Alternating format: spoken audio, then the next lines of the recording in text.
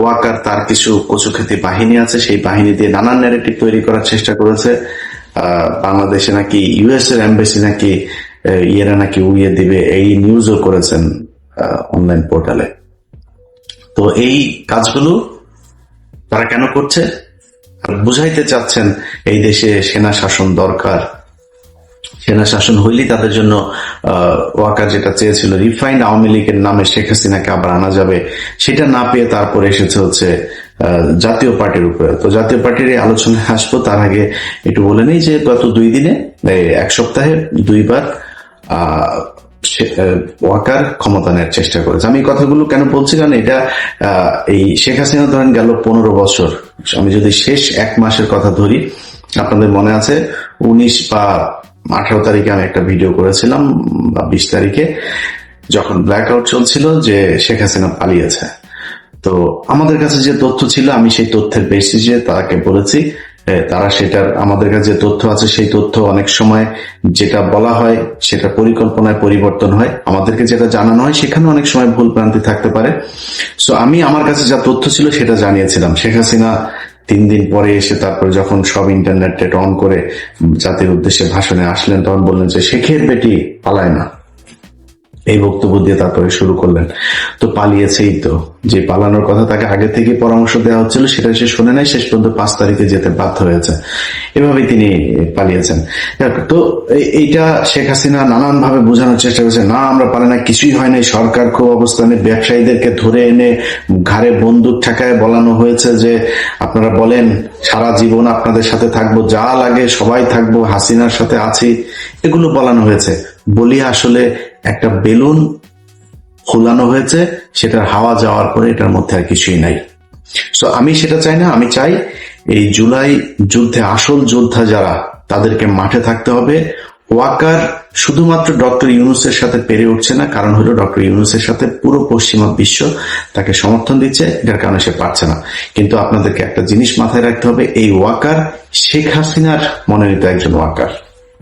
এই পৃথিবীতে এমন বিপ্লব কখনো হয় নাই যে শেখ হাসিনা রেখে যাওয়া, এই আপনার ফ্যাসিস্টে রেখে যাওয়া রাষ্ট্রপতি আছে, ফ্যাসিস্টে রেখে যাওয়া সচিবরা আছে, এখনো পর্যন্ত সেনাপ্রধান আছে, এই দুইটা মানে রাষ্ট্রপ্রধান আর সেনাপ্রধান, এইটা রাষ্ট্রপতি আর সেনাপ্রধান, এইটা পৃথিবীর ইতিহাসে নেভার হ্যাপেন্ড, এটা সম্ভবই না, কখনোই হয় নাই, কখনো হবেও না, একমাত্র বাংলাদেশে হয়েছে। এইটার ক্ষেত্রে বিএনপি বাধা দিয়েছে। চুপ না থাকলে ইউনূস সারা জীবন ক্ষমতায় থাকবে, বিএনপিকে ক্ষমতায় আনবে না। জাতীয় পার্টিকে এখন বিএনপি সরাবে না, কারণ জাতীয় পার্টি সরে গেলে একদিন তাদেরকেও নিষিদ্ধ করে দেবে, এই ইয়েতে তারপরে তারা হচ্ছে না। তো বিএনপি বিশাল রাজনৈতিক দল, বিএনপির বুঝ বিএনপির, এদিকে জামাত পিআর নিয়ে নানা নিয়ে, জানি না, আমার জীবনে ভাই নাম শুনি নাই পিআর টিআর, সেই দাবি জামাত কেন আনছেন জানি না। আওয়ামী লীগকে নিয়ে মোটামুটি টানা হেঁচড়া শুরু করে দিয়েছেন, কে কার দলে কত পরিমাণে লোক নেবে। অতএব এই 2 রাজনৈতিক দলের বাইরে বাংলাদেশে মানুষ আছে, তাদেরকে এক থাকতে হবে, তাদেরকে সব সময় এই রাষ্ট্রের অতন্ত্র প্রহরী হিসাবে থাকতে হবে। আপনারা দেখেন যে আওয়ামী লীগের লোকজন, তারা এখন তাদের যে কেবলা শরীফ, এই যে দিল্লিতে আছেন, দিল্লিতে বসে সারাদিন ফেন্সিডিল খান, মাঝে মধ্যে সোনাগাজীতে যান, গার্লফ্রেন্ড বউটো সব তো এখানে আছে। এখন তো ছাত্রদল যুবদলের ভাইয়েরা তাদেরকে গনিমতের মাল হিসাবে ভোগ করছেন।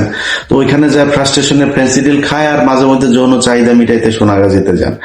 আর কি করবেন সারাদিন ফোনে? আমার ফেসবুকে ধরেন 1 লাখ 2 মিলিয়নের কাছাকাছি ফলোয়ার আছে। তো 2 মিলিয়ন একটা পেজের মধ্যে 1000 থেকে 10,000 কমেন্ট হয়, এভারেজ ধরলে ধরেন 3-4 হাজার এভারেজ একটা কমেন্ট হয়, এটাই বিশাল। এখন একটা দল যাদের সবাই এখন আপনার রেমিটেন্স যোদ্ধা হিসেবে বেকার, আকামা শেষ ইন্ডিয়াতে, আকামার অভাবে কেউ কাজ করতে পারে, তো কাজ তো নাই ওই জায়গায়, ওখানে যায় যা কিছু টাকা পয়সা দিক থেকে পাঠায়, এগুলো নিয়ে ওখানে বসে বসে খায়, আর সারাদিন ফেসবুকে থাকে। কখন ওদের নানান জাতির পিতা, একবার ট্রাম্প জাতির পিতা হয়, ওদের একবার ওয়াকার হয় জাতির আব্বা, এক এক সময় এক একজন জাতির আব্বা, সেই জাতির আব্বাদের দিকে তাকায় থাকে নমন ইয়ে মন্দিরে গিয়ে পূজা টুজা দিতে থাকে যে আব্বা তাড়াতাড়ি আম্মা মাগো দে কিছু একটা দে, কিছুই হয় না। তো এইভাবে ওরা সারাদিন চালায়।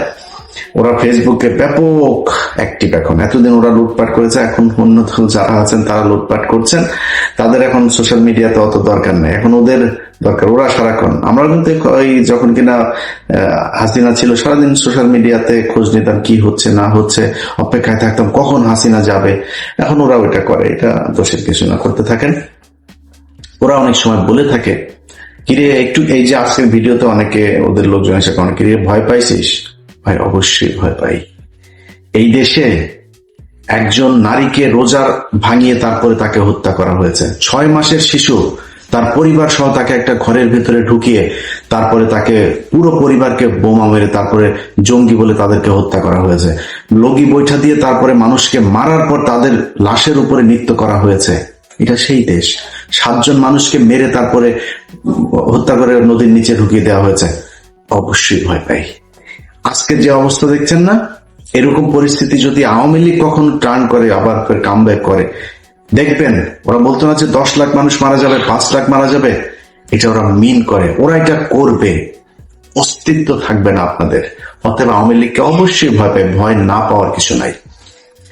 ওদের ব্যাপারে যে ব্যবস্থা নেওয়া দরকার সেই ব্যবস্থা নেওয়ার অভাব। এই কারণে বলছি যে আজকে যে সরকারটা আছে এই সরকারটাকে ফেলে দেওয়ার জন্য, নির্বাচন বানচালের জন্য ডাকসু নির্বাচন হবে সেটাও তারা হতে দিতে চায় না। নির্বাচন হইতে দিবে না, এইভাবে যাবে তাদের মতো করে। তারা ওয়াকারকে নিয়ে আসা, তারপরে বিএনপির লোকজনকে চাঁদাবাজ হিসাবে আখ্যা দিয়ে, অবশ্যই দেশে চাঁদাবাজি হচ্ছে। গতকালকে চাঁদপুরের ঘটনা দিয়েই বলি, হওয়ার সাথে সাথে চাঁদপুর জেলা বিএনপির সভাপতি মানিক ভাই উনি ফোন করেছেন যে ভাই কি হয়েছে, আমরা দেখছি ভাই, কোনো টেনশন করেন না, এটার বিচার হবে। ভাই এই গত 15 বছরে এই ঘটনা ঘটে নাই কখনো, বহুত কিছু হয়েছে, কাউকে বহিষ্কার করা হয়নি। এখন চাঁদাবাজি নিয়ে ব্যাপক সব ডিজিএফআই খেলা। এই দেশে আসিফ মনে করেন সে দুর্নীতি করেছে, হাঁসের মাংস খেতে গিয়ে। হাঁসের মাংস কি বাংলাদেশে বিশাল দুর্লভ জিনিস নাকি? মনে হচ্ছে হরিণ শিকার করে মনে হয় খেতে গিয়েছে, মানে অবৈধভাবে মনে হয়, যেটা নিষিদ্ধ প্রাণী সেটাকে জবাই করে মনে হয় খেতে গিয়েছে। একজন উপদেষ্টা, মন্ত্রীর বিরুদ্ধে কথা বলছেন, বাংলাদেশের সিটিং মন্ত্রীদের নিয়ে নিউজ করেছেন। কিছু হইলে আজকে মুক্তিযোদ্ধাদের নিয়ে কিছু বলা যাবে না। কেন মুক্তিযোদ্ধাদের নিয়ে কিছু বলা যাবে না? মুক্তিযোদ্ধা চারের পাল নাকি? গরুর পিছন দিয়া পয়দা হয়েছে মানুষ না, তারা ভুল করে না, দোষ করে নাই। আর বাংলাদেশের মুক্তিযোদ্ধা দেখলে থাপড়াইতে মন চায়, শালা সব ভুয়া মুক্তিযোদ্ধা, সব শালার ভুয়া মুক্তিযোদ্ধা। দেখছেন না এই যে ফজা পাগলা ভুয়া মুক্তিযোদ্ধা, পিনাকিদার ভিডিও দেখেন 2-3 দিন আগে। এই ভুয়া মুক্তিযোদ্ধাগুলি এখন ব্যাজ লাগায় চলে। বাংলাদেশে যারা জেনুইন দেশপ্রেমিক মুক্তিযোদ্ধা, এরা মুক্তিযোদ্ধা পরিচয় দেয় না। এখন নাতিদের স্কুল পর্যন্ত তাদের কেন রে ভাতা দেয়? তোদের ভাতা নিচে যেটাই তা না, ভুয়া মুক্তিযোদ্ধার বাচ্চারা। তোরা দেশ স্বাধীন করছিস, দেশ স্বাধীন করে দিয়ে গেছে এই ইন্ডিয়া, তাদের পাকিস্তান থেকে আলাদা করে তাদের ভেতরে ঢুকাইছে। 24-এ দেশ স্বাধীন হয়েছে, এরা অরিজিনাল মুক্তিযোদ্ধা। মুক্তিযোদ্ধাদের কিছুই বলা যাবে না, ভালো হয়ে গেছে। তুই সাদেক হোসেন খোকারে রক্ত ঝরাইছিস না? মুক্তিযোদ্ধাদের যদি কিছু বলা না যায়, মেজর ডালিমদের নিয়ে কথা বলিস কেন? বজরুহুদা, সব কজন 15 আগস্টের মহানায়ক যারা, সব কজন মুক্তিযোদ্ধা, এবং তাদেরকে মানুষ ভালোবাসে। এটা আমার চ্যানেলে যখন মেজর ডালিম লাইভে এসেছে, বাংলাদেশের মানুষ প্রমাণ করে দিয়েছে, ইয়েস আমরা তাদেরকে ভালোবাসি। অতএব মুক্তিযোদ্ধাদের আপনারা ফাঁসি দিয়েছেন, এখন মুক্তিযোদ্ধা নিয়ে কিছু বলা যাবে না। এইসব শয়তানি বন্ধ করা। থাপড়াবেন মুক্তিযোদ্ধা এসে, যদি আওয়ামী লীগ করার থাপড়াবেন, 15 বছরেও কি করেছে সেটা জবাব দিতে হবে। এই দেশকে যদি ভালোবাসিস তাহলে ভারত আমাদের এই গত 15 বছর পরাধীন করে রেখেছিল, সেটার পক্ষে বিপক্ষে কোনো কথা আছে কিনা? তো প্রতিবাদ না করে থাকলে তুই মুক্তিযোদ্ধা না, তুই ভুয়া মুক্তিযোদ্ধা। তো তারা এগুলো বলে কথা বলার চেষ্টা করে। এখন এসব কোনো বিষয় না ভাই। আমার কাছে যতটুকু তথ্য আছে, গোপালগঞ্জ থেকে বিভিন্ন জায়গা থেকে ঢাকাতে তারা আস্তে আস্তে জড়ো হচ্ছে। ওয়াকার তার এই শয়তানি করেই যাবে, নানানভাবে চেষ্টা করবে সরকারকে উৎখাতের জন্য চেষ্টা চালানোর। আপনাদের কাছে অনুরোধ ভাই, এই যে ঢাকা বিশ্ববিদ্যালয়ে যে হচ্ছে, আপনাদের ওরা অনেকে হয়তো নিজেদের আইডি থেকেও করবে, ভুয়া আইডি থেকে করবে, করে আপনাদের ভিতরে দ্বন্দ্ব বাঁধিয়ে দেওয়া হবে।